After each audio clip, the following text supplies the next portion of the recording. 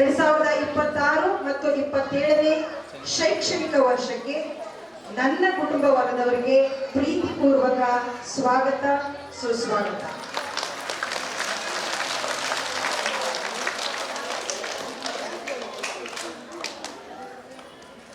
ಪ್ರಥಮವಾಗಿ ಅಕ್ಷರಾಭ್ಯಾಸ ಕಾರ್ಯಕ್ರಮ ಪ್ರಾರಂಭ ಮಾಡುವ ಮೊದಲು ಈಗಾಗಲೇ ಶೈಕ್ಷಣಿಕ ವರ್ಷ ಪ್ರಾರಂಭವಾಗಿ 1.5-2 ತಿಂಗಳು ಕಳೀತಾ ಬರ್ತಾ ಇದೆ.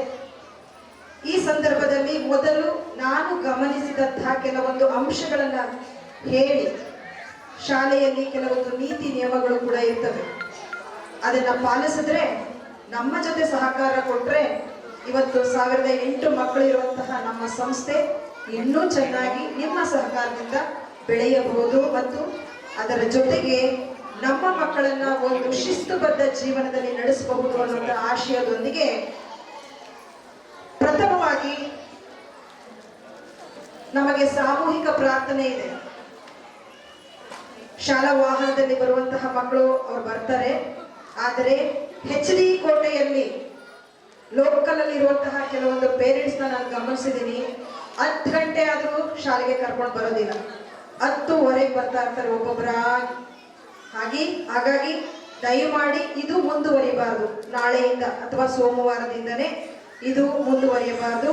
ದಯಮಾಡಿ ಸರಿಯಾದ ಸಮಯಕ್ಕೆ ಅಂದರೆ 9:20 ಒಳಗಡೆ ಮಕ್ಕಳೆಲ್ಲರೂ ಶಾಲಾ ಆವರಣದೊಳಗಡೆ ಇರುವಂತೆ ದಯಮಾಡಿ ನೋಡ್ಕೊಳ್ಳಿ. ಎರಡನೇದಾಗಿ,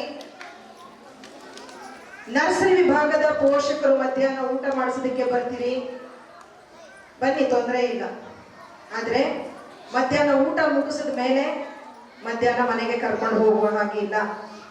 ದಯಮಾಡಿ ಅದನ್ನು ಗಮನಿಸಿ. ನರ್ಸರಿ ಅಂದರೆ ನಾನು ಏನಂತ ತಿಳ್ಕೊಂಡಿದ್ದೀನಿ ಅಂದರೆ, ಒಂದು ಮನೆಗೆ ಏನು ಅಡಿಪಾಯ ಬೇಕೋ ಆ ಅಡಿಪಾಯ ನರ್ಸರಿ ವಿಭಾಗ ಮತ್ತು 1ನೇ ತರಗತಿ ಕಿರಿಯ ಪ್ರಾಥಮಿಕ ವಿಭಾಗ. ಹಾಗಾಗಿ ನಾವು ಚೆನ್ನಾಗಿ ಫೌಂಡೇಶನ್ ಹಾಕಲಿಲ್ಲ ಅಂತಂದ್ರೆ ಬಿಲ್ಡಿಂಗ್ ಏನಾಗುತ್ತೆ, ಅಲ್ಲಾಡುತ್ತೆ. ಹಾಗಾಗಿ ಮುಂದಿನ ಜೀವನ, ಮಕ್ಕಳ ಜೀವನ ಚೆನ್ನಾಗಿರ್ಬೇಕು ಅಂದ್ರೆ ನಾವು ಪೂರ್ವ ಪ್ರಾಥಮಿಕ ಶಾಲೆಯಿಂದನೇ ಸರಿಯಾದ ಶಿಸ್ತಿನಲ್ಲಿ ಬೆಳೆಸಬೇಕು. ಮಧ್ಯಾಹ್ನ ಟೈಮ್ನಲ್ಲಿ ದಯಮಾಡಿ ಮನೆಗೆ ಕರ್ಕೊಂಡು ಹೋಗುವಾಗಿಲ್ಲ. ಮಧ್ಯಾಹ್ನನೂ ಕೂಡ ಮಕ್ಕಳಿಗೆ ಪಾಠ ಪ್ರವಚನಗಳು ಶುರುವಾಗ್ತದೆ. ಹಾಗಾಗಿ ದಯವಿಟ್ಟು ಸಹಕರಿಸಿ. ನಂತರ 3ನೇದಾಗಿ, ಊಟಕ್ಕೆ ಮಕ್ಕಳಿಗೆ ಊಟ ಮಾಡಿಸೋದಕ್ಕೆ ಆದಷ್ಟು ನೀವು ಮಕ್ಕಳ ಕೈಯಲ್ಲಿ ಬಾಕ್ಸ್ ಕೊಟ್ಟು ಕಳಿಸೋದನ್ನ ಕಲಿಬೇಕು. ನನಗೆ ಗೊತ್ತಿರೋ ಹಾಗೆ ಒಬ್ಬ ಮಹಿಳೆ ಬೆಳಿಗ್ಗೆ ಶುರು ಮಾಡಿದ್ರೆ ಸಂಜೆವರೆಗೂ ಕೆಲಸ ಇರುತ್ತೆ. ಆದಷ್ಟು ಮಕ್ಕಳ ಜೊತೆ ಬೆರೆಯೋದಕ್ಕೆ ಅವಕಾಶ ಕೊಡಿ. ಅವರು ಏನೋ ಬೆಳಿಗ್ಗೆ ಬ್ರೇಕ್ಫಾಸ್ಟ್ ಮಾಡ್ಕೊಂಡು ಬಂದಿರ್ತಾರೆ, 10:00ವರೆಗೆ ಸ್ನ್ಯಾಕ್ಸ್ ಕೊಟ್ಟು ಕಳಿಸಿರ್ತೀರ ಬಾಕ್ಸ್ ತುಂಬಾ. ಅದಾದ್ಮೇಲೆ ಮತ್ತೆ 12:30 ಊಟ ಇರುತ್ತೆ. ಅವ್ರು ಎಷ್ಟು ಬೇಕೋ ಅಷ್ಟು ತಿನ್ಕೊಂಡು ಮನೆಗೆ ಬರಲಿ. ಸಂಜೆ 4 ಗಂಟೆಗೆ ಬಂದ ತಕ್ಷಣ ನೀವು ಮಕ್ಕಳಿಗೆ ಊಟ ಕೊಡಿ. ಸ್ಪೆಷಲ್ ಆಗಿ ಲೋಕಲ್ ಅಲ್ಲಿ ಇರೋರಿಗೆ ಹೇಳ್ತಾ ಇರೋದು. ಹಾಗಾಗಿ ಬರ್ತೀರಾ, ಬರ್ಬೇಕಾದ್ರೆ ಆಕಸ್ಮಿಕ ಒಳಗಡೆ ಮಳೆ ಬರ್ತಾ ಇದೆ ಅಂತ ಅಂದಾಗ ಚರ್ಚ್ ಒಳಗಡೆ ಬರ್ತೀರಾ, ಇದು ಕೂಡ ದೇವಾಲಯ. ಬಂದು ಚೆನ್ನಾಗಿ ಎಲ್ಲವನ್ನ ಅಂಟುಬಿಟ್ಟು ಮನೆಗೆ ಕರ್ಕೊಂಡು ಹೋಗ್ತೀರಾ. ಹಾಗಾಗಿ ಯಾವುದೇ ಕಾರಣಕ್ಕೂ ನೋಡಿ ಎಷ್ಟು ಚೆನ್ನಾಗಿದೆ ಶಾಲಾ ವಾತಾವರಣ, ಅದನ್ನ ನೀವು ಕೂಡ ಸ್ವಚ್ಛವಾಗಿ ಇಟ್ಕೊಳ್ಳೋದಕ್ಕೆ ನಮ್ಮ ಜೊತೆ ಕೈ ಜೋಡಿಸ್ಬೇಕು. ಇದೊಂದು ಮುಖ್ಯವಾದದ್ದು. ನಾವು ಗಂಡಸರಿಗೆ ಹೇಳಕ್ಕಾಗಲ್ಲ, ಒಬ್ಬ ಲೇಡಿಯಾಗಿ ನೀವು ನಿಮ್ಮ ಪತಿಯಂದಿರಿಗೆ ಹೇಳಬೇಕು. ಶಾಲಾ ಆವರಣಕ್ಕೆ ಬರಬೇಕಾದ್ರೆ ಒಂದು ಡ್ರೆಸ್ ಕೋಡ್ ಇದೆ, ಹೌದಲ್ವಾ? ಎಲ್ಲ ಕಡೆ ನೈಟಿ ಹಾಕೊಂಡು ಹೋಗಕ್ಕಾಗುತ್ತಾ? ಎಲ್ಲ ಕಡೆ ಬರ್ಬುಡಾಸ್ ಹಾಕೊಂಡು ಹೋಗಕ್ಕಾಗುತ್ತಾ ಪುರುಷರು? ಆಗಲ್ಲ. ಪ್ರತಿಯೊಂದು ಶಾಲೆಗೂ ಆಗಲಿ ಅಥವಾ ಪ್ರತಿಯೊಂದು ವ್ಯವಸ್ಥೆಗಾಗಲಿ ಅದರದ್ದೇ ಆದಂತಹ ಒಂದು ನೀತಿ ನಿಯಮಗಳಿದೆ.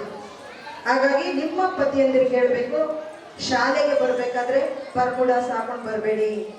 ಯಾಕೆಂದ್ರೆ ಅದನ್ನ ನೋಡಿ ಇನ್ನೊಬ್ಬರನ್ನ ಕಲಿಬೇಕು. ನಾನು ನಾಚಿಕೆ ಬಿಟ್ಟು ಹೇಳಿದ್ದೀನಿ ಎಷ್ಟೋ ಜನಕ್ಕೆ, ನಂಗೆ ನಾಚಿಕೆ ಆಗುತ್ತೆ. ಆಕ್ಚುಲಿ ನೀವಾದ್ರೂ ನನಗೆ ಅದು ನಾಚಿಕೆ ಆಗುತ್ತೆ ತಾನೇ. ನಾನು ಕೂಡ ನಾಚಿಕೆ ಬಿಟ್ಟು ಹೇಳಿದ್ದೀನಿ, ಸರ್ ದಯಮಾಡಿ ಹಾಕೊಂಡ್ಬರ್ಬೇಡಿ ಹೇಳಿದ್ದೀನಿ.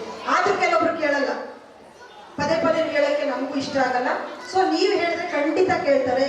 ದಯಮಾಡಿ ಇದೊಂದು ಅಭ್ಯಾಸವನ್ನ ಬಿಡಿಸಿ. ನಂತರ ಶಾಲಾ ಸಮಯದಲ್ಲಿ ಮುಖ್ಯೋಪಾಧ್ಯಾಯರಾದ ನಾನು ಇದ್ದೀನಿ, ನೇರವಾಗಿ ಶಾಲಾ ತರಗತಿಗಳಿಗೆ ಹೋಗಿ ತರಗತಿ ಉಪಾಧ್ಯಾಯ ಉಪಾಧ್ಯಾಯರನ್ನ ಭೇಟಿ ಮಾಡೋದು ಸರಿಯಲ್ಲ. ಯಾಕೆಂದ್ರೆ ಪಾಠ ಪ್ರವಚನಗಳು ನಡೀತಾ ಇರುತ್ತೆ, ನೀವು ಹೋಗಿ ಮಾತಾಡಿದಾಗ ಅವರಿಗೆ ಡಿಸ್ಟರ್ಬ್ ಆಗುತ್ತೆ. ಒಂದು ಟೀಚರ್ ಹೊರಗಡೆ ಬಂತು ಅಂದ್ರೆ ಅಲ್ಲಿ 50 ಮಕ್ಕಳಿಗೆ ತೊಂದರೆ ಆಗುತ್ತೆ. ಹಾಗಾಗಿ ದಯಮಾಡಿ ಮಕ್ಕಳಿಗೆ ಏನಾದ್ರು ತುರ್ತು ಪರಿಸ್ಥಿತಿ ಇದ್ರೆ ಮಾತ್ರ, ಶಾಲಾ ಸಮಯದಲ್ಲಿ ತುರ್ತು ಸಂದರ್ಭ ಬಂದಿದೆ, ನಾವು ಮಗುನ ನೋಡಲೇಬೇಕು ಅಂದ್ರೆ ಮಾತ್ರ ದಯಮಾಡಿ ನನ್ನ ರೂಮಿಗೆ ಬನ್ನಿ, ನನ್ನ ಆಫೀಸ್ ರೂಮಿಗೆ ಬನ್ನಿ, ನಾನು ಕರೆಸ್ಕೊಡ್ತೀನಿ. ಅರ್ಥ ಆಯ್ತು? ಇನ್ಮೇಲೆ ಯಾವುದೇ ಕಾರಣಕ್ಕೂ ಇದೆಲ್ಲ ಕ್ರಮಗಳಿಗೆ ನೀವು ಕೂಡ ಬದ್ಧರಾಗಿರ್ಬೇಕು. ನಂತರ ಕೊನೆಯ ಹಂತವಾಗಿ ನಾನು ಈ ಕಾರ್ಯಕ್ರಮ ಇಷ್ಟು ಅದ್ಧೂರಿಯಾಗಿ ಮೂಡಿ ಬರ್ತಾ ಇದೆ ಅಂತಂದ್ರೆ ನನ್ನ ಶಿಕ್ಷಕ ವೃಂದ ಮತ್ತು ನನ್ನ ಶಾಲಾ ಆಡಳಿತ ಮಂಡಳಿ ತುಂಬನೇ ಪ್ರಮುಖ ಪಾತ್ರ ವಹಿಸುತ್ತೆ.